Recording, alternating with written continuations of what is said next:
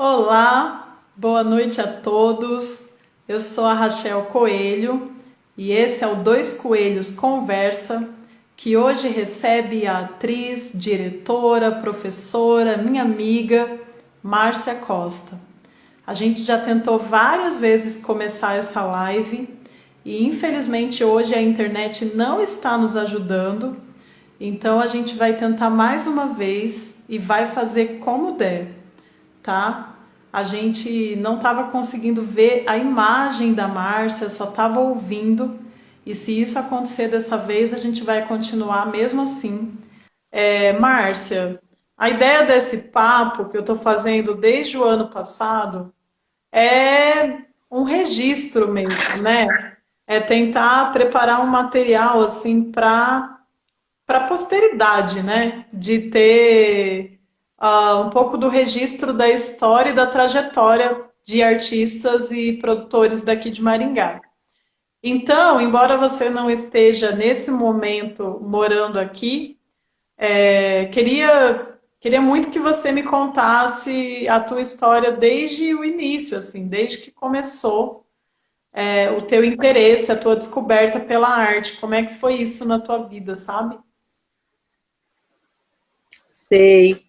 Embora eu acho que você já ouviu tanto isso, né, Rachel? É bem o registro mesmo, né? Para ficar aí, E aí, como documento histórico. sim, e eu fico muito feliz com essa oportunidade. Poxa, até fiquei até um pouco nervosa, assim, mas é um convite, assim, delicioso, maravilhoso, eu agradeço muito. Mas então, essa coisa da arte, né? Eu nem consigo saber quando foi que despertou, porque eu tenho a impressão que desde que eu me conheço por gente, desde muito criancinha, eu já tinha uma tendência, sabe? Eu acho que quando eu era bem pequena, nem TV nós tínhamos em casa. Mas, como eu sempre falo, eu fui uma criança. O Jones agora vai rir, que eu vou falar, eu fui da creche Menino Jesus, em Maringá. Eu fui para a creche lá com os 2 aninhos, mais ou menos.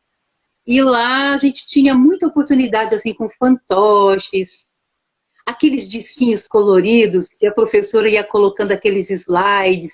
Então eu lembro muito nitidamente das historinhas, do Patinho Feio, e eu viajava muito. E desde muito, eu lembro que eu tinha uns 5 anos, eu já dirigia a turminha. Ah, Eles iam meio obrigados, tinha uns que não gostavam muito não, mas eu já tinha até um pouco essa força de liderança e de obrigar os amiguinhos, né? ah, E aí a gente fazia coisas assim na creche. Chegou um tempo que as professoras, as tias, a gente chamava de tias, né?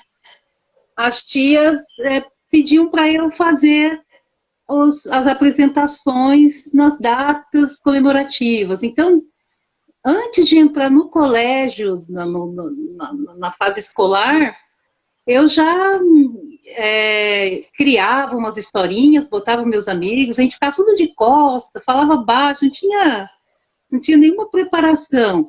E as professoras não me preparavam, elas falavam, vai fazer, Marta, vai fazer. Então eu fazia. Então isso vem, eu acho muito interessante. Talvez pode ter sido a oportunidade mesmo da creche em fazer com que a gente entrasse em contato com a música, com o teatro de bonecos, né? uhum. E aí, lá com 15 anos, eu estava no ponto de ônibus ali na Praça Raposo Tavares, tinha um cartaz lá grudadinho, chamando para oficinas de teatro no Centro de Ação Cultural, no CAC. Eu tinha 14 para 15 anos, e aí eu olhei lá, vi que era gratuito. Ai, me deu um friozinho na barriga, falei, nossa, que legal. Eu vou, falei com meus pais, eu falei, vai lá ver, tal. E aí fui, me inscrevi, o Tisley Barbosa ele fazia uma entrevista, né, com os participantes lá, e aí eu me lembro até hoje, ele perguntou, o que que era o teatro para mim, né? E eu mal sabia direito o que era teatro, mas eu disse assim, é a minha vida. Depois eu fui para casa com tanta vergonha, sabe? Eu fiquei com tanta vergonha, eu falei, meu Deus, que resposta mais idiota, né? É minha vida. E aí eu falei, ele nem vai querer que eu faça teatro. E daí, enfim, começamos as oficinas. E você sabe que muitos anos depois, numa entrevista que foi dada com Paulo Altran aí no Teatro Barracão, a gente pôde assistir lá, dei no cantinho, porque o Jorge Henrique Lopes era redator do Diário e foi entrevistá-lo, e foi feita essa pergunta, mais ou menos, para ele, e ele respondeu que o teatro era a vida dele. Aí naquele, olha, a resposta não foi tão idiota. Então o teatro em mim, o teatro, a música, a arte em geral, porque eu também gosto muito de artes visuais. Eu até fiquei aqui num ponto aqui em casa, na frente de uma parede que eu estou pintando, que eu queria que vocês vissem para exibir a minha parede, mas não deu. Enfim, então a arte em geral sempre esteve comigo, mas ela está entranhada, ela está dentro, ela está nos poros, ela está fora.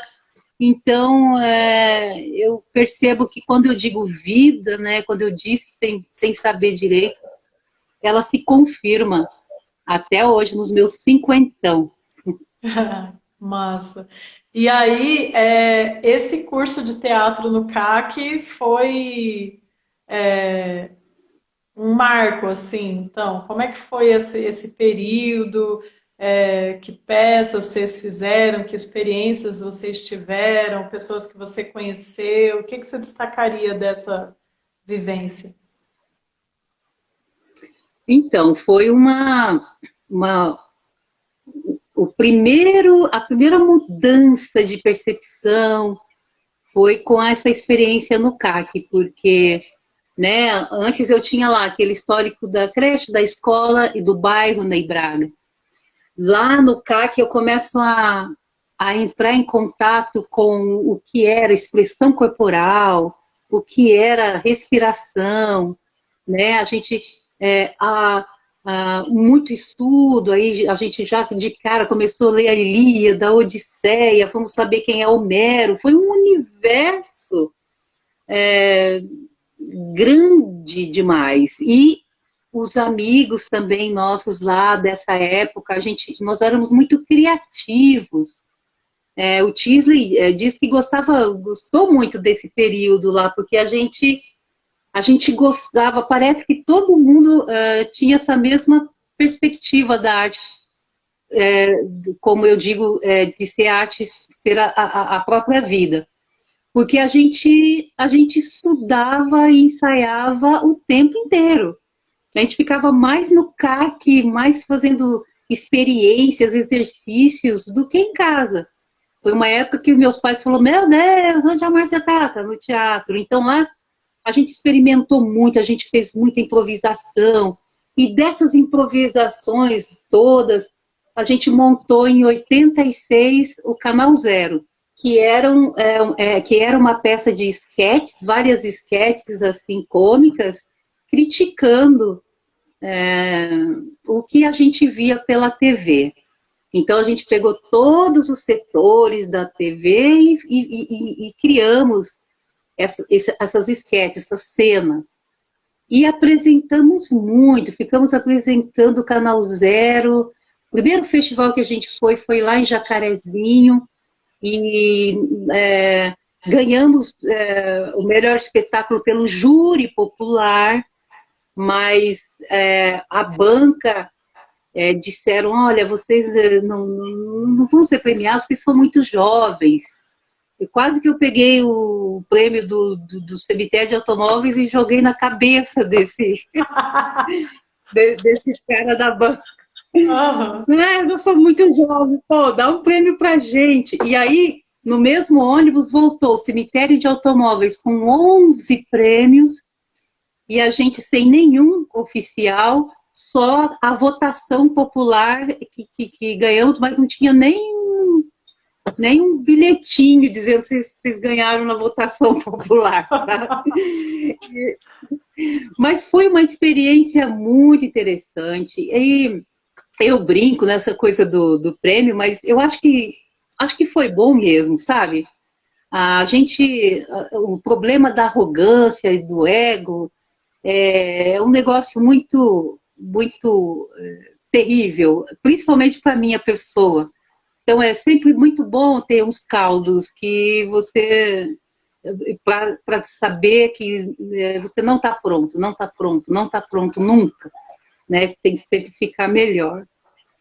Então, essa experiência lá do CAC foi o Canal Zero. Depois nós fizemos Feijão com Caruncho, que também foi uma peça, se não me engano, é do Dejair de Cardoso, que também fazia uma crítica social à família brasileira, a essa ideia de que o dinheiro, uma prioridade que essa família tinha com o dinheiro, e não importavam os meios para chegar lá, e acabou que a família foi limpada, né? Roubaram a casa toda e eles ficaram sem nada, falidos. Então, na fase do CAC foi isso, que a gente trabalhou, um resumão, né? Porque a gente conheceu muita gente, foi o período que a gente conheceu o Itaércio e o Odílio, aí entramos em contato com os bonecos gigantes, fomos entender como era aquilo, muita coisa, oficinas e festivais, foi um período bacana. Tá. Isso daí você consegue lembrar, precisar que ano foi, assim, que período foi, historicamente falando, assim, de... 86, 87, 88, acho que até 88, 89, a gente, se não me engano, a gente ainda estava com o Grupo Escada. Esse era o nome do grupo, Escada. Era escada porque lá na biblioteca tem aquelas escadinhas laterais ali, né? Uhum. E a gente ficava muito naquela escadaria, conversando, ensaiando, costurando. Era como se fosse a nossa casa. O pessoal que frequentava lá já sabia que o Grupo Escada estava na escada. E aí, não sei qual de nós, quem de nós que escolheu o nome, mas ficou Grupo Escada, porque a gente grudava ali naquela escada. O Grupo Escada dessa época tinha muitos integrantes? Olha, teve uma época que tinha mais gente que eu não sei se eu vou conseguir lembrar de todo mundo. Mas assim, os que ficaram assim desde o começo até o final do grupo foi o Sandro Maranhão, a Romilda Fagundes, o Denis Olivier, o Flávio Amado, ai meu Deus, a Joelma, tem a Neia, que é uma cantora maravilhosa, ela até hoje canta muito, a Jaqueline, nossa, e olha que ainda faltam a Joelma, olha, eu acho que eram assim 15, 20 integrantes. Mas tem algumas pessoas que ainda fazem parte da nossa cena cultural ainda hoje, né? Estão aí tudo. Sim, sim. Atuando e tal. Legal. E como é que foi assim essa transição do CAC para uma outra experiência? O que que veio depois, assim? Aliás, eu ia até perguntar uma coisa, Márcia, porque eu tenho bastante interesse nessa coisa da história do teatro de Maringá e várias pessoas já tinham falado para mim do feijão com caruncho e de uma pessoa chamada Lourdes Trigueiro também, que eu não conheci e não sei, ela dirigiu essa peça ou era do Tisley? Não, a Lourdes não dirigiu, não. Nós fizemos a primeira fase dessa peça com o Tisley. Depois, o Jorge Henrique Lopes assumiu. Então, a primeira a primeira fase do Feijão com Caruncho era uma casa assim com sofá, mesa, cadeira, aquele cenarião assim do teatro mesmo amador, né? E tudo emprestado, né? O sofá emprestado de alguém, a roupa de outro e tal, tal. Uhum. Quando o Jorge Henrique assume, ele vai fazer uma versão estilizada. Então, ele tira tudo aquilo e só ficam, por exemplo, um quadro vazado de janela, um banco preto, só o essencial, bem teatral assim, e aí mais a interpretação mesmo. E aí foi uma época que a gente estudou Grotowski bastante, ficávamos lá no Teatro Reviver, chegamos a ficar uma vez, acho que 2 noites e 2 dias, tentando chegar assim no máximo da exaustão. A gente nem entendia direito o Grotowski, mas a gente achava que tinha que ficar exausto, exausto, exausto.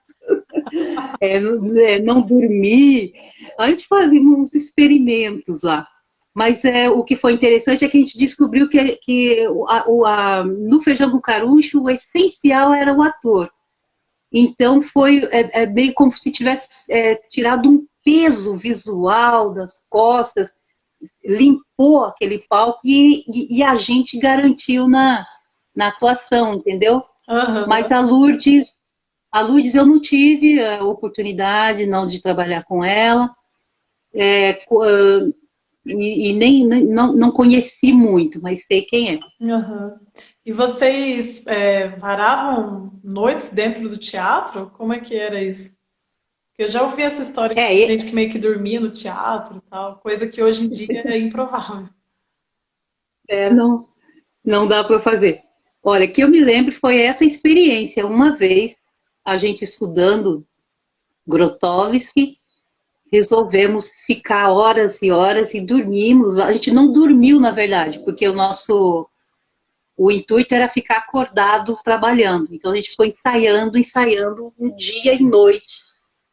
Que eu me lembro, acho que foi um dia todo e uma noite toda. No outro dia a gente estava uns bagaços, assim. Mas a gente não dormiu, mas a gente ficou lá no Reviver. Sim. E aí depois, o que que vem desse momento CAC, Grupo Escada? Como que continua a história? Depois eu fiz um trabalho na UEM com o Lutero, o maravilhoso Lutero, e o Eduardo, e o Quaresma. Não, o Eduardo não. O Eduardo não dirigiu. Foi o Quaresma e o Lutero que dirigiu. Eu Chovo, Tu Choves, Ele Chove, que foi uma peça linda. Eu tenho muita lembrança boa dessa peça. Ela encantava, as crianças adoravam. Era bem poético, muito bem feito, a gente cantava. Então, e foi a única oportunidade que eu tive de trabalhar com o Lutero.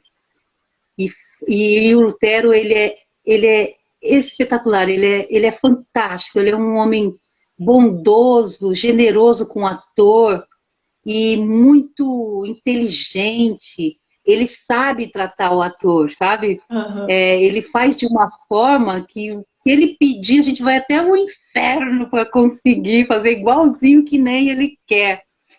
Uhum. E uma coisa que eu lembro é que eu tive sempre uma dificuldade fonoaudiológica com as consoantes, tipo C e R, né? Eu falo quando eu não fazia muito exercício, eu usava a parte gutural, a parte de trás da boca.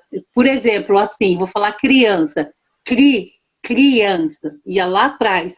E era um trauma danado. E a sereia, que era uma das personagens, ela falava cri, cri, cri, cri, cri, cri, cri, cri, cri. E eu ia para casa estudar isso, falei, eu não quero, porque saía aquele cri, cri, cri, cri, cri, sabe? Uhum. E aí eu queria cortar, eu não queria usar aquilo. Mas imagine, era um mote da personagem que a autora, né, tinha feito. E o Lutero, eu me lembro do Lutero falando, Márcia, ninguém faz esse CRI igual a você. Esse é o diferencial. Pode pedir para qualquer um, ninguém vai conseguir. O seu vai ser o único, a sua sereia vai ser única. Assuma assuma. E aí eu, ai, me libertei. e assumi aquele CRI do jeito que era, e realmente eu entendi que o ator, ele tem, tá tudo nele, aproveite, você tem as potências. É como se fosse assim, o erro, fazer do erro o diferencial, né? E foi com o Lutero que eu aprendi. Sim. Bom lembrar do Lutero, me deu uma emoçãozinha agora. Sim, a gente eu falei com ele o ano passado numa live, ele estava super emocionado e aí foi foda, porque eu não dou conta, né? É, sim. Nossa, que legal. E aí depois, Márcia, vai contando. Pois Depois, é, e depois, né, ali da UEM, eu acho que eu acho que depois disso, o Itaércio foi morar em Maringá, e aí trabalhou na Secretaria de Educação, e aí ele fez uma oficina com a gente, eu, Sandro, Rô, Luiz Amblar, e de contação de histórias com objetos, que é o que eu carrego até hoje, muitos de nós também, para dar aula nas escolas.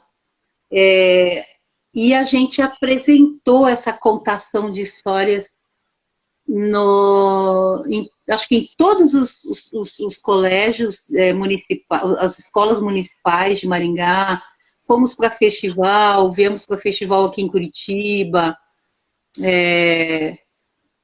começamos a trabalhar muito forte com teatro de bonecos, aí Rosé Cruz, né, que é uma artesã,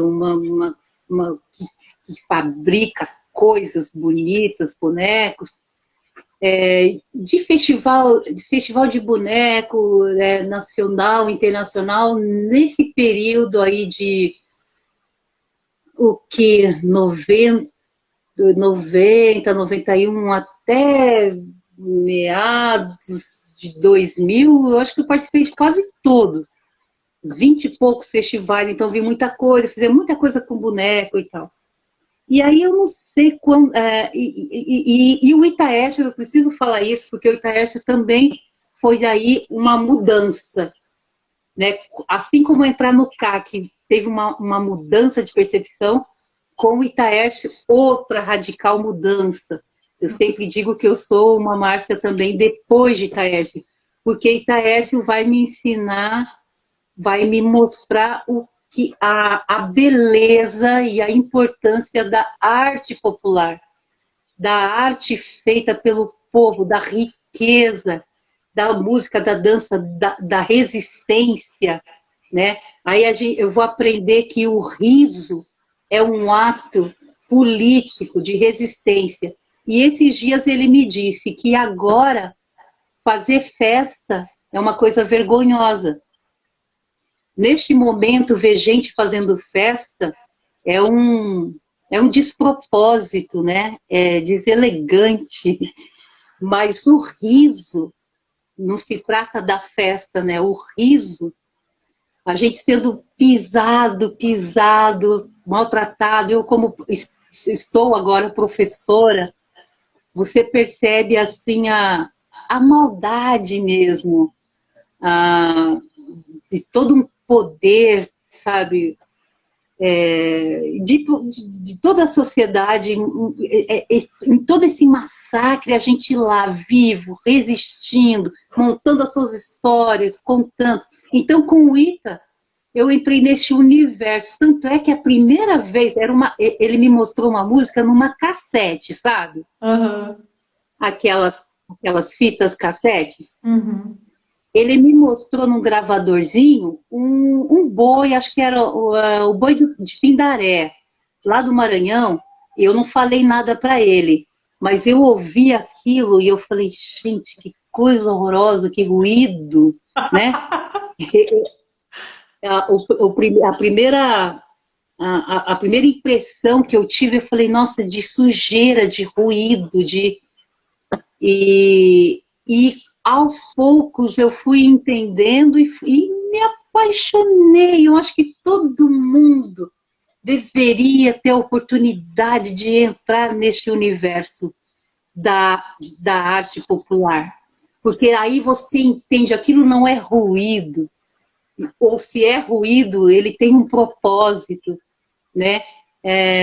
Então, com o Itaerte eu senti essa reviravolta também. E entrei no universo dos bonecos também com ele, do teatro.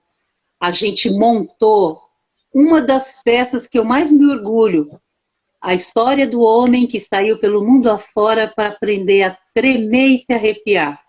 Foi uma coisa deliciosa. A gente viajou pra caramba. A gente fez muita apresentação em Maringá, Curitiba. A gente foi pro Rio. E era uma curtição, era um teatro de rua, sabe? Muito engraçado. E fizemos também o Bicho Cascudo. Bicho Cascudo já uma coisa mais subjetiva, do texto da Thompson, eu só lembro o sobrenome dela. E criação também do Ita, a história do homem, criação coletiva, e o Bicho Cascudo, direção do Ita.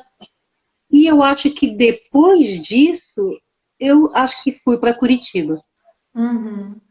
Você lembra o que te levou a essa mudança de sair para Maringá e para Curitiba? Porque você ficou bastante tempo morando em Curitiba, né? O que te levou a sair da cidade? Então, eu me lembro, assim, eu lembro que em Maringá eu fazia conta, assim, eu falava assim, eu fiquei 10 anos trabalhando em Maringá, desde a escada até a saída para Curitiba, 10 anos, e aí esse contato com o Ita terminou o trabalho dele na Secretaria de Educação e foi-se embora para Curitiba. Até hoje eu penso, se eu fui porque eu fui atrás dele, eu lembro que o Quaresma uma vez me perguntou, me disse, ô Márcia, mas por que você está indo para Curitiba? Tem muita coisa para fazer aqui em Maringá, você tem que ficar aqui e tal. Daí eu me lembro que eu disse, eu quero ganhar a vida, sabe, outros ares, falei. Ele disse, mas a vida está aqui. Ele era bastante dramático, né? Mas a vida está aqui. Então eu não sei direito, dá essa vontade na gente, me deu de conhecer outras coisas, tá? O Denis, que era muito amigo e já estava em Curitiba, e aí o Ita falou, tem um lugar, você consegue dividir um apartamento com a Geisa.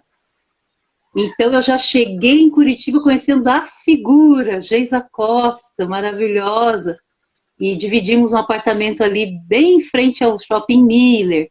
E já não passou, acho que 2 semanas, o Denis me indicou para o Marcelo Marchioro, que era o diretor de ópera do Teatro Guaíra, para fazer a Flauta Mágica, né, que era o personagem era a princesa e as 3 damas. O Marcelo Marchioro, ele era muito rígido, ele já é falecido, mas ele era bom. Ele partiu o coração da gente, mas era bom, ele sabia extrair de mim assim uma pamina, uma personagem, uma verdade, sabe? Mas foi muito difícil, o Marcelo Marchiori não era fácil. Mas então foi isso, eu já em Curitiba já tive essa sorte de já ter esse trabalho, que era uma graninha boa, que dava para viver muito bem na época, e aí ficávamos 15 dias viajando pelas cidades do Paraná, era um barato, porque era um ônibus, de repente ele se transformava num palco de ópera, né, num palco de teatro, E aquela história que a gente vê em filme, acontecia, as criancinhas tudo correndo atrás do ônibus, sabe? Aham. E, e essa coisa mambembe, mambembe, eu tive o prazer e o privilégio de participar, acho que foram 3 anos trabalhando nesse esquema. A gente limpava o ônibus, a gente montava, desmontava, tínhamos os macacões, depois tirava aquilo, tudo meio suado, meio empoeirado, metia é, é, a maquiagem, aqueles figurinos lindíssimos e íamos para. E já aconteceu da flauta mágica de ter assim na praça umas 5.000 pessoas. A gente não usava microfone, então a gente usava assim gestos muito amplos e o máximo de projeção, de técnica que a gente podia exercer ali, né?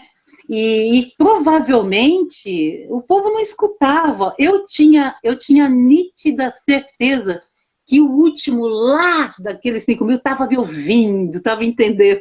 Mas eu tenho curiosidade de saber. Eu falei, não tinha microfone. E as músicas com aquelas caixas de som, então as músicas, né?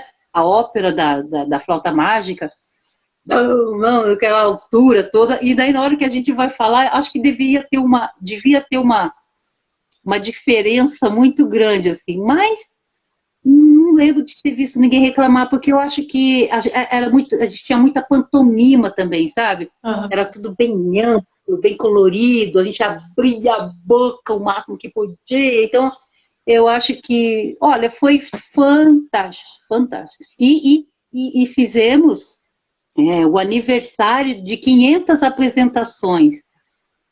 Então tinha um mapa dentro do ônibus, onde cada cidade que ia, a gente colocava um alfinetinho colorido. Então esse mapa virou um quadro, né? Uma outra coisa, que era só alfinetes, assim.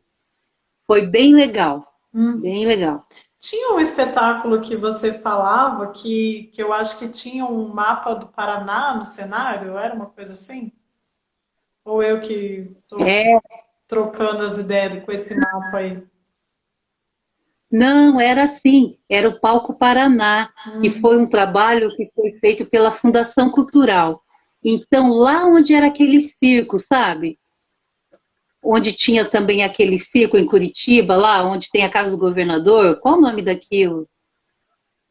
É lá onde tem a Emater. Não sei. É, é indo para Quatro Barras, tem um lugar onde tem uma casa de campo e que os militares lá também, eles treinam os cavalos, as coisas. Tinha um espaço. Foi feito um circo de lona branca com os artistas do circo e foi feito esse teatro que contava a história do Paraná a partir da produção artística. Então era um mapa de cimento feito no chão enorme, era como se fosse uma maquete gigante. Se eu não me engano, a proporção era de cada 4 passos, 4.000 metros, sabe? A gente andava em cima desse mapa. Então tinha um mapa do Paraná inteiro e a gente começava a história aqui pela região, por Paranaguá, com fandango, e íamos, direção do Itaércio, figurino lindíssimo da Cristine Conde, e foi lá que eu comecei a aprender a tocar pandeiro. Se o Johnny está aí, ele vai rir de novo. Demorou para ela falar do pandeiro. É verdade. É, foi lá que a gente, é, foi lá que eu comecei a aprender a tocar o pandeiro e um pouquinho. E aí esse espetáculo era assim, terminava lá no noroeste do estado, próximo da nossa cidade aí, na região de Maringá, terminávamos com a Folia de Reis. Então foi um trabalho também muito legal. Foi 1 ano e meio, mais ou menos, de trabalho. Ó, o Jones Ó, o comentou. Jô. É, gente. E legal. E aí, depois disso já vem o Cândido ou não? Tem muita coisa, né, Márcia? Ai, Rachel, eu fiz bastante coisa mesmo. Eu me perco. E eu fiz umas coisas que eu nem lembro que eram muito ruins, sabe? Tipo, em Curitiba tem hora que você tem que batalhar, você tem que correr atrás do negócio, não consegue pagar aluguel. Então eu aceitei os negócios lá que eu me envergonho e Sim. viajava por aí. E agora, não é que eu me envergonho, não era tão ruim, mas era. E para você ter uma ideia, eu nem lembro o nome. Eu não consigo lembrar o nome dessa peça. Mas eu fiquei um tempo viajando, ganhava muito mal, mas era o que tinha, né, nessa coisa do trabalho. Então, muita coisa eu fiz, sim, mas eu esqueço e me perco. Mas o Cândido, é, eu acho que Palco Paraná, eu acho que foi o Cândido mesmo, Cândido Otimismo, outra peça que, pô, eu adoro, Cândido Otimismo, sabe, aquele... Você viu, né, Rachel? Você viu, né? Vi, cara, você acredita que eu não Ah, vi? Eu tenho programa, eu tenho. É o tipo um programa assim, como se fosse um postal, né? Só que mais compridinho, assim, né? isso, Eu tenho, que eu ganhei do isso. Alan, que eu acho que, eu não sei se ele assistiu, mas ele me deu. Mas não assisti. E veio para Maringá e eu não assisti. Veio, porque a gente entrou nessas trilhas, eu não sei o nome, de um projeto onde nós íamos para várias cidades apresentar e tal. E o espetáculo, eu acho que era o Guaíra que disponibilizava o espetáculo e a cidade só precisava divulgar. E a Flor Duarte, nessa época, não divulgou, não. Não teve divulgação nenhuma. E eu achei uma pena, porque eu queria tanto apresentar em Maringá o Cândido Otimismo, e eu acho que devia ter umas 4 pessoas na plateia. Foi bem chato. Uhum. Se teve um pouquinho mais, foi porque a minha família que foi. Sim. E eu achei um despropósito, porque é uma peça do Voltaire, ela é tão inteligente, com bonecos de vários tipos de manipulação. Foi com essa peça que a gente foi pro corredor, né, lá do Mercosul, apresentamos na Argentina, em 10 cidades argentinas, e foi um sucesso, Rachel. Eu fico pensando, cara, até quando nós vamos estar com esse negócio, desse complexo nosso de que a gente não vale nada?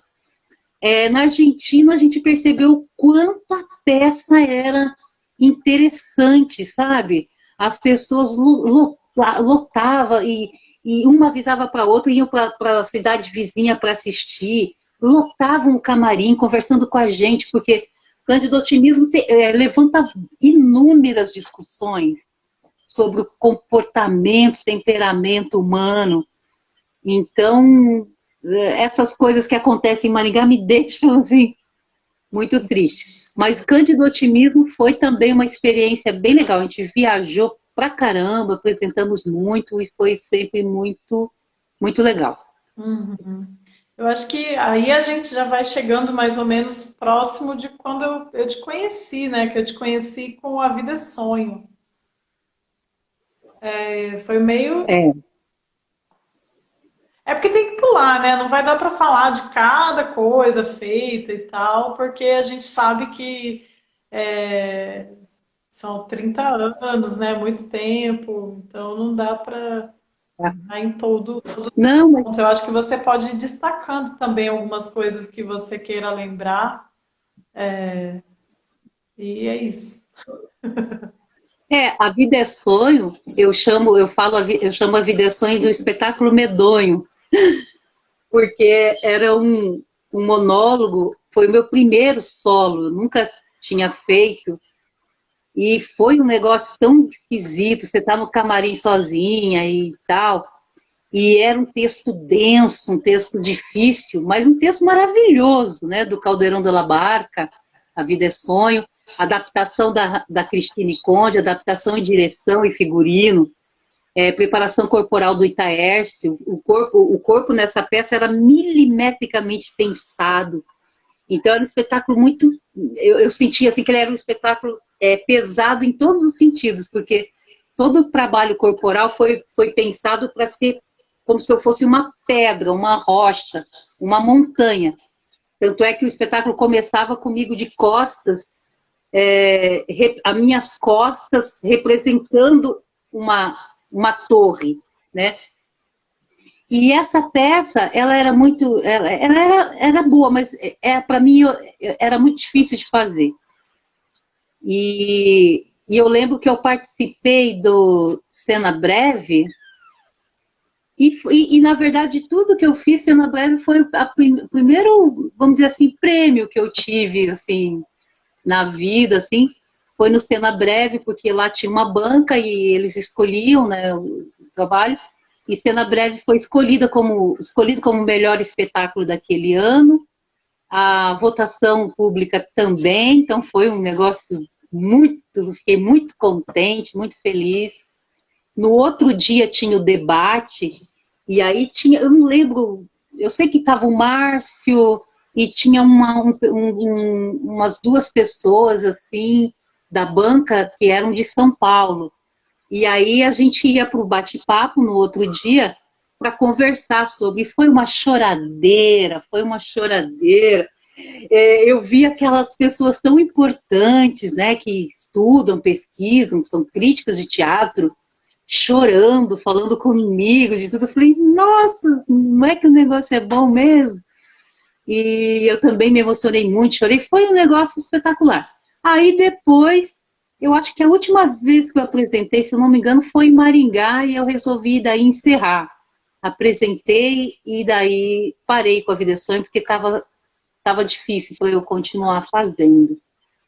E foi lá que você, que eu te conheci, você falou que no final do espetáculo eu quase pedi desculpa para as pessoas por eu ter feito o trabalho. Eu achava que as pessoas não gostavam, eu achava que a linguagem, talvez, sabe, era uma besteira, né? Mas, enfim, era como eu estava me sentindo. E aí que eu te conheci. Eu já sabia de você, assim, antes, sabia, te via, né? E tinha aquela coisa assim, te achava importante, inteligente, sabe? E daí, nesse dia você veio falar comigo, eu falei, nossa, ela veio falar comigo. E eu fiquei contente. Não, eu achei a peça muito boa, assim, mas me incomodou um pouco quando você falou no final. Eu fui lá meio que dar uma leve bronca, porque eu ainda não te conhecia, né? Eu falei, não, não fala isso não, não, tá tudo bem. Não lembro direito, faz uns par de anos já. E Sim. aí depois você mudou, né? Você foi para Mato Grosso, né? Ou isso foi depois que você voltou? Não, não. A Vida é Sonho foi antes. Uhum. Aí eu e Cássio, né, fomos para Aripuanã, no extremo noroeste da floresta amazônica, né? A gente, quando pensou, a minha irmã estava lá, daí ela falou, olha, tem vaga aqui. A gente estava um pouquinho num perrengue, meio que sem trabalho, e a minha irmã falou, oh, tem vaga aqui para professor de história. Aí ela falou, Márcia, vem, porque arte aqui ninguém sabe, ninguém nunca fez, tal. E eu lembro que a gente foi ver no mapa, assim, a gente não conseguia nem encontrar onde era. Eu falei, nossa, que aventura. Aí, vamos, bora.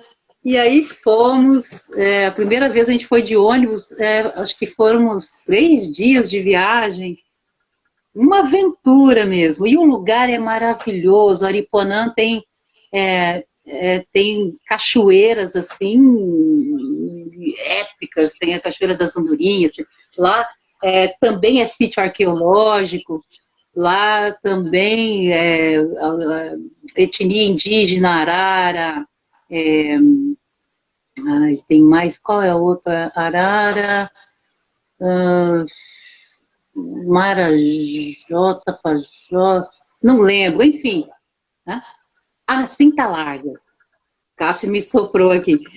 Lá tem arara, cinta larga, uma galera. E a gente morava numa casinha assim de madeira na varanda, a gente sentava assim na varanda, olhava para fora, passava assim um casal de araras, sabe? Aham. Uau, uau, eu falei, cara, que paraíso! O nosso quintal tinha coco, muito coco, aqueles coco enorme amarelo. Então a gente tomava. Bete! A minha irmã entrou, ela assoprou ali também o cinta larga, isso mesmo. E daí a gente botava aquele coco para gelar, caju pelas calçadas caídas, né? Aqui no sul, um caju vem dentro de uma caixinha e custa horrores. Pior. E castanha, né? Que chama do Pará, mas é castanha amazônica, né?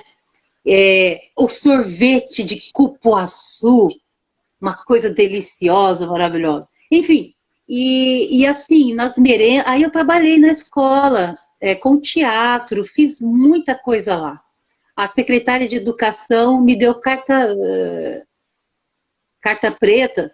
Pensei agora uma coisa, né? Vou falar carta branca para uma coisa boa. Ela me deu uma carta preta, para essa preta que sou, para eu fazer o que eu quisesse. Então nós fizemos, fizemos sarau, reuni músicos de lá, criamos muita coisa. Eu trabalhei muita coisa lá, acho que durante os 3 anos. E nas escolas, Rachel, a merenda era pintado, sabe? Era aqueles peixes amazônicos, era comida deliciosa. A comida de lá é muito boa. E as pessoas também. E aí eu fiz vários trabalhos lá. Aí, então, nessa fase eu fiquei em Aripuanã por 3 anos. Aí voltou. Aí lá eu fui diagnosticada com câncer, né, no colo do útero. E aí eu não teria como lá o tratamento, teria que ir para uma capital lá, Juína, ou, né, ou Cuiabá, tal, e não deu, resolvi voltar aí com meus pais, dando assistência, e fiz meu tratamento todo em Maringá, todo o tratamento feito pelo SUS, e eu não tenho, de todo o processo, porque é longo, né? Eu fiz quimioterapia, radioterapia, braquiterapia. A braquiterapia foi feita em Londrina, então uma ambulância me buscava em casa, levava para Londrina e me voltava em casa. Eu não tenho, Rachel, de todos os procedimentos, absolutamente nada para reclamar do Sistema Único de Saúde, do SUS. Uhum. As enfermeiras me chamavam pelo nome, perguntavam como eu estava. E eu acho que estava muito tranquila nesse período, deu muito medo de morrer, porque dá medo mesmo. Mas o médico disse, olha, você tem 95% de chance. Então, acho que essas palavras me deixaram tranquila. E como eu era tranquila lá nos procedimentos, então, às vezes, tinha muita gente que vinha de outra cidade ali para o HC, mal comiam direito. E eu falando, poxa, eu com um carro, meus pais, por causa da doença, compraram um carro para poder me levar para lá e para cá. Olha que vida de rainha, né? Então, muitas vezes eu ficava 6, 7, 8 horas lá lendo e deixava as pessoas passarem na minha frente para poder. Eu achei isso tão legal, porque eu estava de boa. Se eu precisasse de alguma coisa, minha família estava ali. Então, eu vi muita gente. Olha, quanto mais a gente precisa, quanto mais pobre a gente é, né, mais sofrimento. Gente que não conseguia tomar um banho, que não conseguia se alimentar direito, porque tinha que esperar todo mundo para depois o ônibus voltar, sabe? Então foi uma fase assim também de descobertas, de ver como é que é o nosso mundo numa outra janela, né?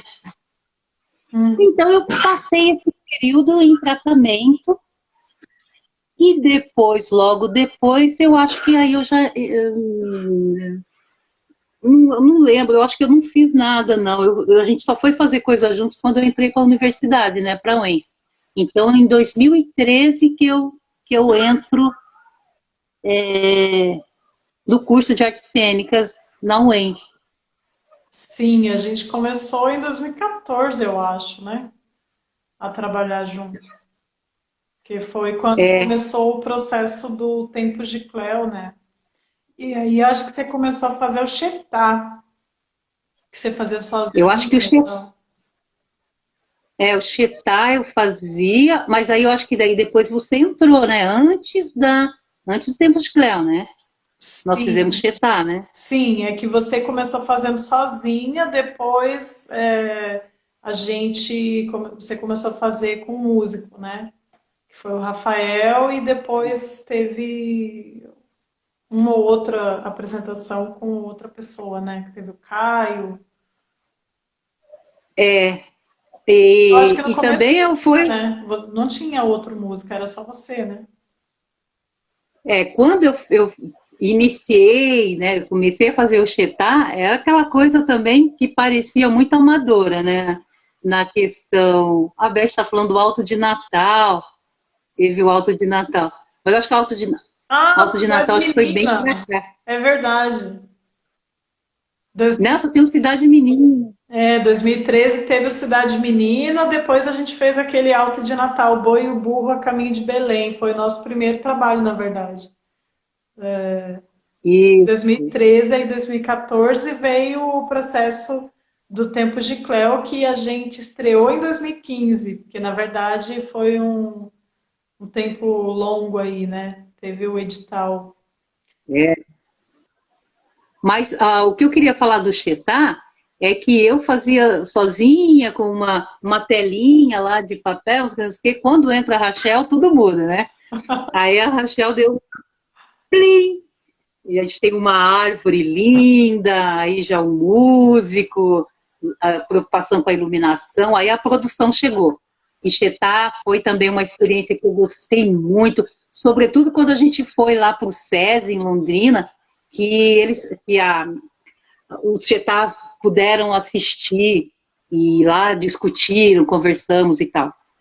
Hoje eu acho que eu não faria mais. Até esses dias eu estava pensando em fazer nas escolas aqui, mas esses dias eu pensei que eu acho que foi o tempo dele e eu não sei se agora esse é o meu lugar, se essa é a minha fala, se eu devo falar. Eu acho que já as discussões a respeito do local de fala, acho que já estão bem evoluídas e os indígenas tem muito, tem muita coisa aparecendo aí, a gente está vendo muita gente se organizando de forma muito linda, os indígenas e tal, e eles mesmos vão contar a história deles, né? Eu acho que Uhum. passou, eu não devo fazer mais. Mas eu só queria dizer que na época, quando você entrou, você deu um boom assim na qualidade. Aí depois, Tempos de Cleo, acho que para a galera de Maringá sabe bastante de Tempos de Cleo, né? Porque a gente mostrou bastante, a gente divulgou, a gente ensaiou, e foi um processo também muito que teve várias emoções, né? Inclusive a própria personagem Cleo, né? A oportunidade que a gente teve de conhecê-la. Você sabe dela, sabe como ela tá? Não, mas o Jones fez um comentário aqui, ó. Tempos de Cleo, sou fã número um. Que ele assistiu muitas apresentações. Não sei se o Jones, por de repente estar mais próximo ali da região da UEM, tem notícia, mas eu não vi e nem fiquei sabendo mais notícias dela faz um bom tempo, assim, antes da pandemia até. Naquela época que estava naquela situação de internação e tal. Não, não tive mais notícias, Márcia. Então, eu soube assim, só até aquela fase lá que ela foi para casa, que ela tinha sido internada, mas depois não soube mais. Sim, o Jones, quando eu contei 13 vezes, mas eu não sei se foi mais. Eu adorava ver o Jones lá acompanhando tudo. Eu acho que ele inclusive em Curitiba ele foi ver, né? É verdade, acho que no festival, né, Johnny? Foi. Na Mostra Fringe. É verdade. E- Mas antes de estrear o Tempo de Cleo, em outubro de 2015, a gente estreou La Trapeira, em junho de 2015. É, adoro La Trapeira, é verdade. Foi um processo tão gostoso das meninas, né? E a gente fez tudo, tudo feito à mão, os chazinhos, as conversas. O Johnny está dizendo que também não sabe da Cleo. E esses dias eu revi um vídeo, alguém gravou o último dia de La Trapeira, que toda a plateia cantou junto e tal. Alguém gravou e mandou, ai, achei tão lindo, a gente cantava. Foi gostoso, foi um trabalho que não pesou, sabe? É verdade. Não, Nunca vi, não teve não. peso nenhum, foi legal. É, saudades. E que mais assim você comentaria e destacaria dessa sua trajetória, Márcia? Ah, eu acho que também falar do trabalho com o Alain, né, que a gente fez meio que naquele período também, né? Do Clodimar, né? De tudo quanto é gente. De tudo quanto é gente, é verdade. Foi legal também, foi bem maluco. Os nossos ensaios, o Flávio dirigindo, a gente não sabia para onde ia, e acabou que resultou num trabalho bem legal. A Beth está falando do Tempos de Cleo lá em São Paulo. Foi bem doido lá em São Paulo, na biblioteca. Qual o nome, Mário Rachel? de Andrade. Mário de Andrade, né? Apresentando no hall ali. Aí o vigia chegou, encostou em mim, falou no meu ouvido assim: Olha, senhora, sai agora, né?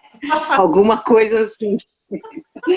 E aí eu continuei a peça, aí ele entendeu, coitado, que era a peça e foi embora. O bicho cascudo, o homem que aprendeu a aprender a se arrepiar, o Joaquim está falando. Eu falei, Joca, agora há pouco, dessas peças que foram muito legais. Rachel, Clodimar foi um episódio, para mim, pessoalmente, de dor absoluta, de muita dor, dor profunda, uma dor que eu nunca na minha vida tinha experimentado, tanto que eu tive que recorrer à ajuda médica, porque foi muito foda. E nesse período, a gente trabalhando com Clodimar, que é de arrepiar a história do Clodimar, e a gente leu tudo dele, a gente leu as biografias, a maldade que esse menino sofreu emocionalmente, psicologicamente, fisicamente. E o trabalho, a forma como a gente contou essa história, eu também achei fantástica. Eu achei linda a forma como a gente fez. Infelizmente a gente fez pouca gente viu, mas nesse estilo de trabalho, né, que foi feito pelo Beto, direção do Beto e da Tânia, que é o teatro do convívio ali, o teatro onde se sente o cheiro, onde se sente a, a temperatura, onde se come, se prova, o pão da sua mamãe, que era a gente não esperava a hora de devorar o pão da sua mãe e ela fez inúmeros testes e aí fazia aquele pão redondo lindo. A gente sentia o amor dela o tempo todo. Desculpa tocar nesse assunto, Rachel. Desculpa, é só que me veio na memória a participação da sua mãe. E a peça ela foi muito também, muito emotiva, muito triste, ao mesmo tempo, muitas descobertas nós fizemos com as pessoas, dentro da gente, fora da gente. Foi uma experiência que realmente jamais será esquecida. E eu tenho a impressão também que as pessoas, a Beth dizendo que foi muito forte a apresentação, tem gente que comenta que foi uma experiência aquele trabalho. Eu acho que quem viu muito dificilmente vai esquecer, né? É, verdade. E, é, e aí depois de Clodimar, eu acho que eu não fiz mais nada, né? É, você foi para São Paulo, né? Daí acho que você fez uns trabalhos lá em cinema, em produção. Não lembro disso. Ah, é verdade. Eu tinha esquecido de São Paulo. Eu fui para São Paulo e trabalhei com o Emerson Mossaco, fazendo assistência de direção do espetáculo Justa.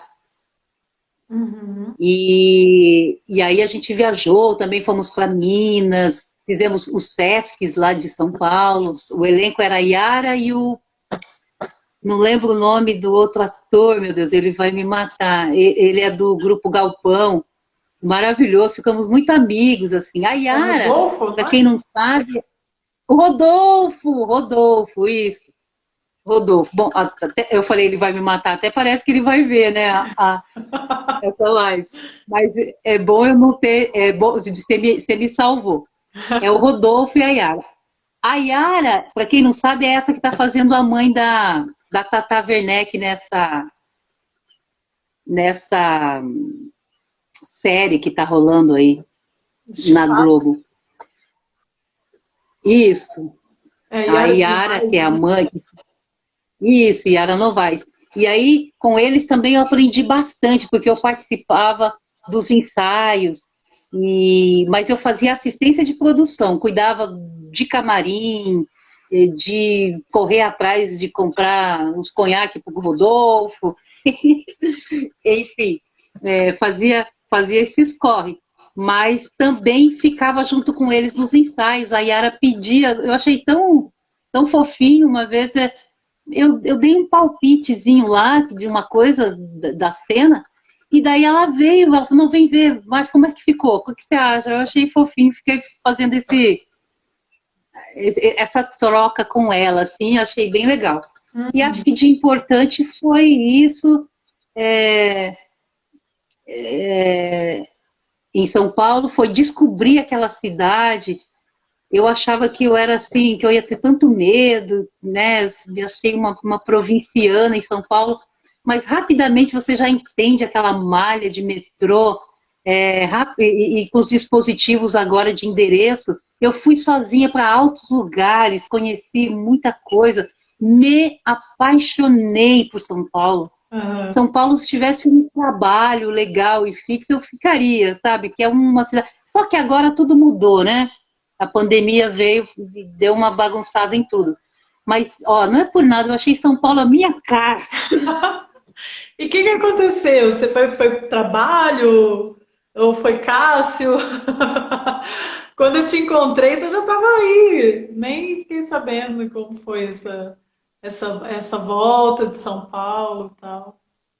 Ah, essa volta foi Cássio, né? Sim. Beijo, Cássio. Vou... Beijo, Cássio. Pode falar. Ele mandou outro. Oh, Então, e aí voltei, aí a gente está aqui agora em Itaperuçu, que é a região metropolitana norte de Curitiba. E aí eu me inscrevi em 2019 no PSS e comecei a dar aula em Rio Branco do Sul, que é uma cidadezinha aqui do lado, e foi um barato. É, tenho meus estudantes, meus amigos, tudo que eu pude, são poucas as aulas de artes, eu acho um absurdo, agora vamos cortar mais um pouco. Parece que as pessoas não entendem o papel da arte na escola, quando bem feito, ajuda em todos os outros setores, e isso eu tenho a convicção por ter trabalhado nessas escolas públicas e ter feito muita coisa. Trabalhamos com boneco, com música, com teatro, com dança, ciranda. E aí 2020, pandemia, né? Aí foi enlouquecedor. Muito trabalho, muita pressão.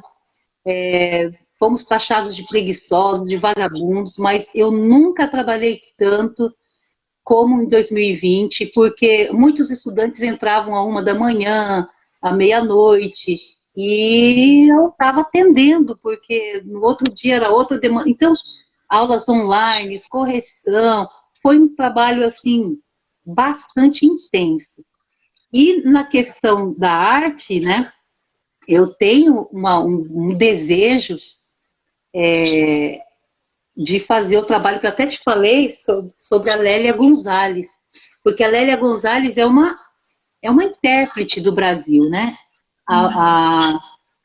Ela precisa ser descoberta. Tem muita gente descobrindo Lélia, mas muita gente ainda não conhece. E eu quero. Então, estou pesquisando, não estou com pressa. E aí, quando eu vi todo mundo fazendo coisas live, Rachel fazendo um monte de coisa aí, tá todo mundo, né? Fazendo as coisas online, as lives, eu até pensei, falei, será que eu faço Lélia Gonzalez? Aí pensei, não. Cara, eu quero que seja presencial, sabe? Então eu vou bem devagarinho, eu acho que quando tudo se normalizar, eu gostaria de fazer isso presencial. A não ser que, olha só, aspirações. A produtora Rachel conhece bem. Eu tinha loucuras e depois ela ia botando a realidade, né? Mas eu pensei, pense só, agora na realidade virtual, esse espaço aí é um espaço também, ele não é físico, mas é um espaço virtual. Imagine aqueles óculos de 3D, onde você poderia, e todos que estão aí assistindo, estarem aqui dentro da sala onde eu estou, e a gente estaria olhando um para o outro nesse espaço. Eu pensei, cara, como fazer isso, eu não sei. As pessoas comprariam um ingresso e chegaria na casa delas o óculos, e depois da apresentação, a equipe recolhe o óculos. Mas imagine que loucura interessante. A gente está dentro de um espaço, todo mundo junto, se olhando e interagindo nessa peça que eu penso, de Lélia Gonzalez, seria um interessantíssimo, né? E a Lélia, ela era muito antenada também. A Lélia, ela criava palavras, ela tinha lá a sua tecnologia, sabe, do pensamento, do que rola no Brasil profundo. Então, eu acho que ela ia adorar saber dessa experiência. Sim. Mas, Rachel, é isso. Com relação... Esse dia você falou, agora a Márcia é professora, né? Eu acho que essa coisa da arte e de dar aula, desde lá do comecinho, na creche mesmo, aos 24 anos, a irmã me chamou e eu fiquei trabalhando lá 5 anos, dando oficina, trabalhando com teatro, com as crianças. Então, isso tá comigo sempre. Assim, Jones, como o meu pandeiro, ele falou que faz parte do corpo da Márcia Costa, a arte, e essa arte de trocar, a arte de aprender e ensinar, está comigo assim sempre. Então, eu tô feliz de poder estar professora agora também. Sim. Eu até pensei nisso na hora que eu fui escrever a legenda, mas falei, mas isso aí ela vai falar na live, e a gente explica melhor, assim. É porque eu fiquei pensando em colocar atriz e professora, eu coloquei, sei lá, porque, em parênteses, porque pelo que eu acompanho, assim, esses últimos 2, 3 anos, você acabou meio que não fazendo mais, né? Espetáculos assim. Aí eu fiquei sabendo só o ano passado, quando a gente se falou no esquema da poesia lá, você comentou que estava nessa pesquisa, né? Mas não sei se você ainda está na etapa de pesquisa teórica ou você já está criando cena, ensaiando? Como que etapa que você está? Você falou que não está com pressa, Então, né? Então... não, então estou bem na pesquisa, Rachel, porque ela produziu muita coisa. Ela é olha, a própria Angela Davis, quando esteve aqui, ela falou, gente, mas vocês têm Lélia Gonzalez, por que vocês estão me né? Então, ela tem assim um absurdo de coisa é, produzida, e eu quero, e assim, ela é uma cientista, uma pesquisadora, então para fazer essa, essa ponte, né? Ciência, teatro, tem que saber como pode ser feito. Mas ó, uma coisa que eu sei, porque ela era de Oxum, então vem na minha imagem, assim, na minha cabeça vem a cor, sabe, o amarelo, sabe? E eu queria uma coisa a única, assim, mas não tenho nada, só estou assim estudando mesmo. As palavras, ela fala creoléu, as palavras que ela criou e o jeito dela. Esses dias eu botei o cabelo de um jeito e coloquei uma bandana na cabeça, achei que eu fiquei parecida com ela. Então eu não sei se vai ser. Eu não queria fazer, por exemplo, o mesmo processo de Tempos de Cleo, que no Tempos de Cleo eu observei muito a Cleo, né? Eu observei demais. Teve uma hora que eu estava igual. Tanto é que durante a montagem a direção pediu para que eu. Acho que foi até a Ana Carol. Ela falou, Márcia, agora tente uma coisa sua, de escola dela, porque senão vai ficar uma imitação, né? Mas eu acho que talvez, assim, alguma coisa da Lélia, um jeitinho ou outro, eu vou captar. Porque Aham. tem os vídeos dela, tem umas coisas. Mas eu não tenho a menor noção do que é que eu vou fazer e se eu vou fazer. Mas ter um projeto me deixa tranquila. Você sabe, né, Rachel? Que quando eu não tenho nenhum projeto, eu fico muito deprimida. Sim. Então, eu tô com esse projeto, se vai sair, mas para eu não ficar deprimida, eu sempre me agarro em alguma coisa. Mas agora, no Lélia Gonzalez, eu estou muito confiante que é isso mesmo que eu quero fazer. Eu estava pulando de tema para tema, aí eu encontrei Lélia Gonzalez, então vamos ver o que a gente consegue fazer. Duas coisas só. Queria saber se o Jones, que perseverou, que está aí desde o início, tem alguma pergunta, quer perguntar alguma coisa para a Márcia, tem alguma curiosidade. E para voltar nesse tema, eu queria perguntar se você chegou a assistir aquele filme do Emicida, sabe? Que está no Netflix. Ainda não, eu já separei ele na minha lista, né, naquela lista lá do Netflix, e não vi ainda, mas eu vou ver. Por quê? Não, porque ele cita a Lélia Gonzalez lá e é bom pra caramba o filme, nossa, é muito bom, vale a pena Ah, você tirar pra ver e fala nossa, sobre ela também. ótima dica, Rachel. Vou ver então, vou ver esse fim de semana, beleza. Eu achei muito Ótima bom, dica. cara, gostei muito. E é isso, eu queria só esperar aqui se o Jones vai responder alguma coisa. Eu percebi que estava com um delayzinho na resposta aí, e às vezes ele está elaborando, né? Então, Márcia, se você quiser só ir encaminhando para finalização, vamos ver se o Jones também responde alguma coisa, mas você já pode ir finalizando mesmo tua fala Isso. e tudo. Ah, tá bom. Eu acho que você tem que me chamar de novo quando eu comprar um outro celular ou tiver alguma coisa, porque eu quero me mostrar. Eu tô tão bonita de amarelo. Manda uma Eu foto fiz pra um. gente. Manda uma foto pra Vou gente mandar. que eu vou postar depois. Eu fiquei pensando porque eu tiro, eu deixo salvo no Instagram, mas depois eu baixo para colocar no YouTube uma outra versão editada, né? E coloco as carinhas assim, ó, lado a lado e tal. E aí eu pensei de tentar editar usando umas fotos, sabe?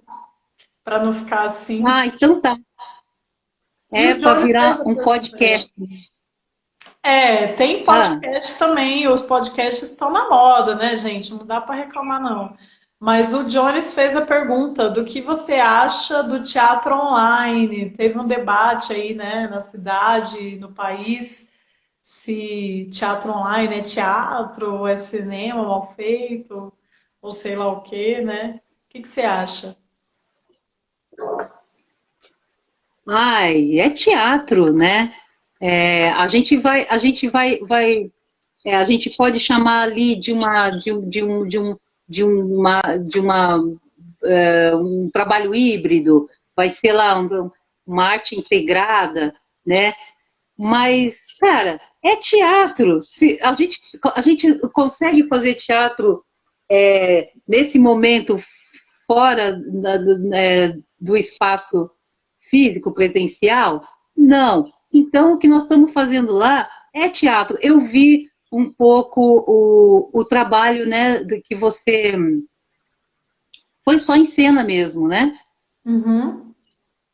E eu achei maravilhoso. Porque é como se eu tivesse é, sentada assistindo, porque lá a gente vê ela tá dentro de um espaço fixo, preparado de teatro. Você não vê interferência outra da fotografia ou do vídeo ou do, né? A gente está vendo o teatro da forma como a gente pode ver no momento, que é uma câmera filmando.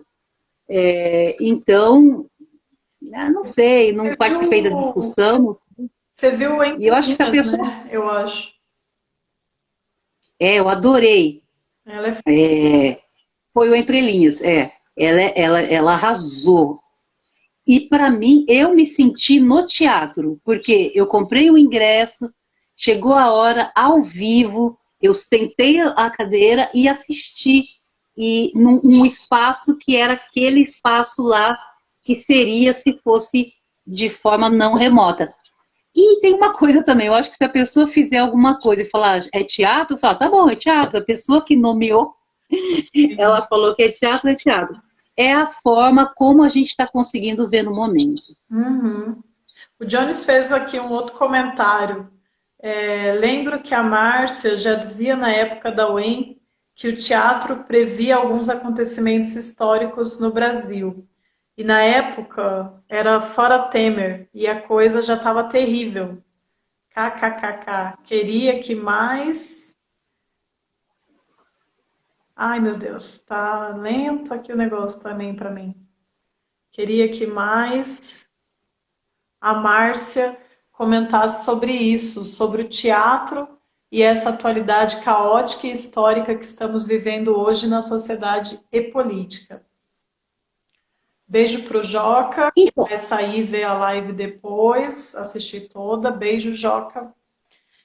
Queria que você comentasse sobre teatro e essa atualidade caótica e histórica que estamos vivendo e fora Bolsonaro, né? fora Bolsonaro. E o Jones, nós tivemos a oportunidade, né, de nos conhecer, estudamos juntos e conhecemos o professor Alexandre Flore, né? O professor Alexandre Flore é um que eu coloco também como um divisor, sabe? Teve aquela mudança de percepção no CAC, aí tem Ita, aí tem Alexandre Flore. Sim. É Flore mesmo ou é Flore? É Flore. Aí o Alexandre, ele é um professor fantástico e que fez com que a gente entendesse a dramaturgia brasileira.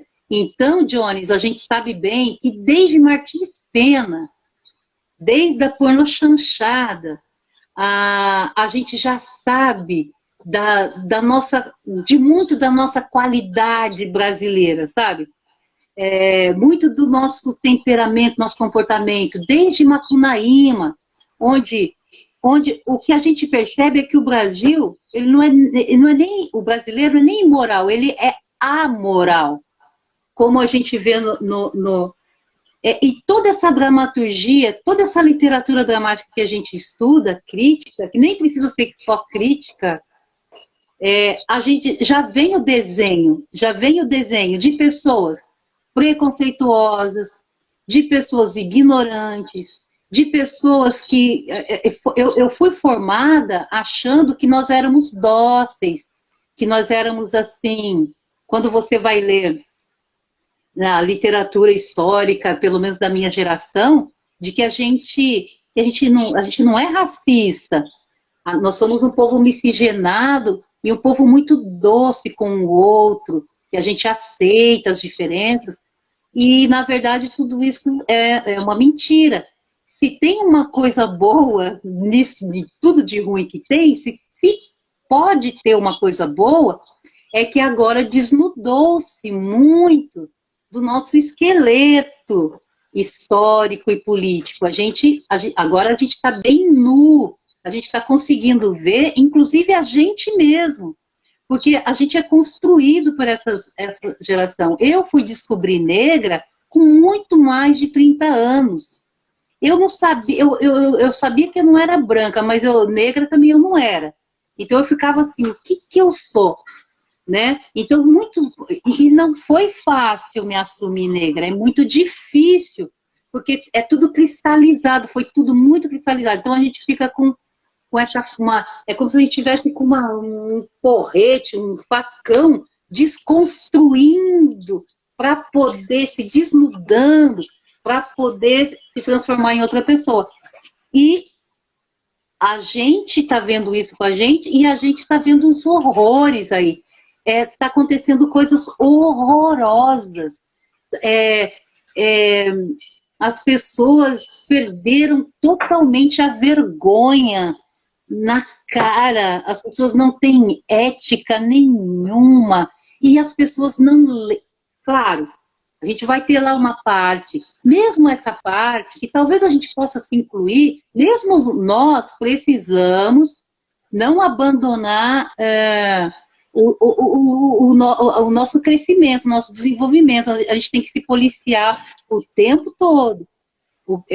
A gente não estamos ilesos, mas a gente, pelo menos, a gente está com essa atenção na gente, no outro, a gente está tentando, pelo menos a gente está tentando mesmo desconstruir. Mas essa outra parcela que eu digo, que são pessoas que não leem livro. Tem pessoas que pela capa só conseguem ler o título e pelo título faz considerações. É ridículo. É uma geração, é um povo aí que se contenta com frases feitas e carrega essa frase feita como se fosse o dono da verdade. Então, bom, eu não preciso dizer nada disso, que a gente está sentindo na pele. E sim, Jones, a coisa piorou muito, mas nada que nós já não... nada que a gente já não tinha previsto. A literatura brasileira, desde o seu começo, já faz um retrato, já faz um caminho, já tem ali um mapa do nosso estilo.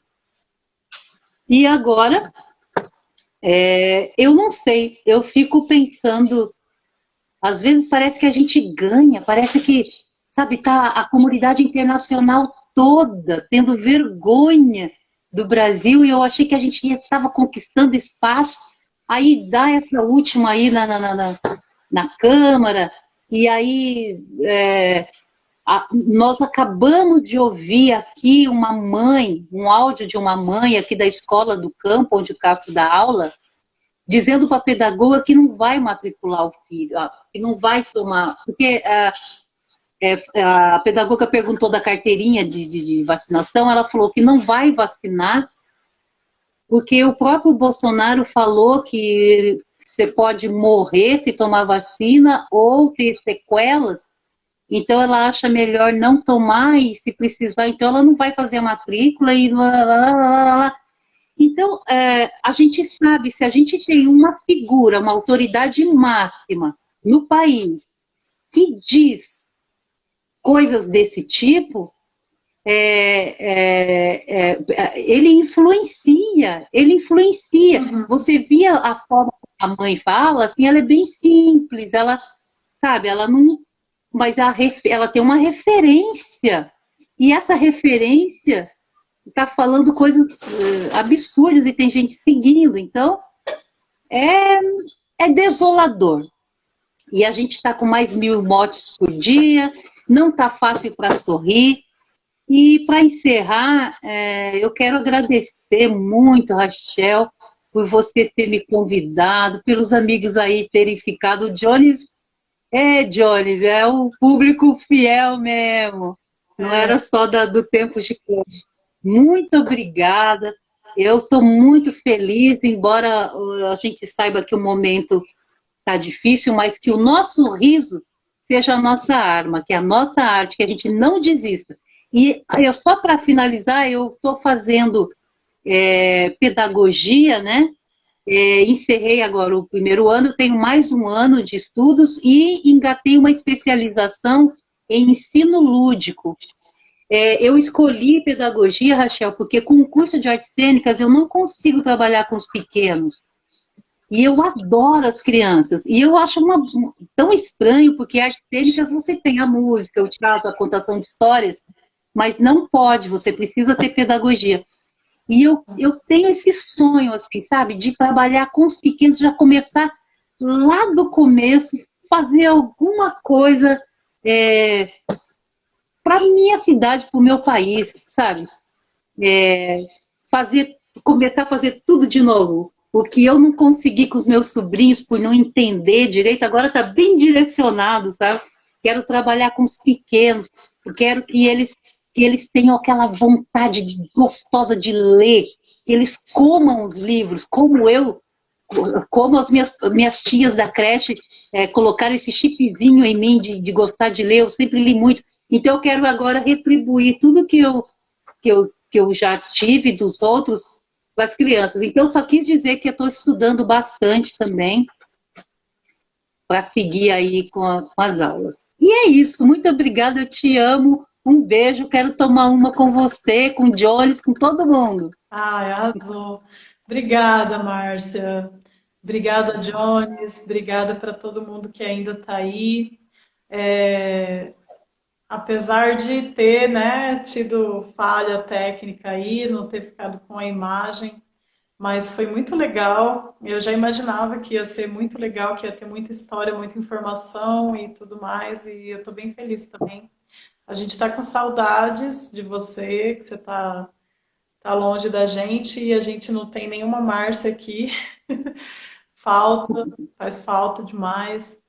E te amo também, você sabe. E é isso. Fiquem Tá. bem. Um beijo pro Cássio. Ô, Raquel, Oi.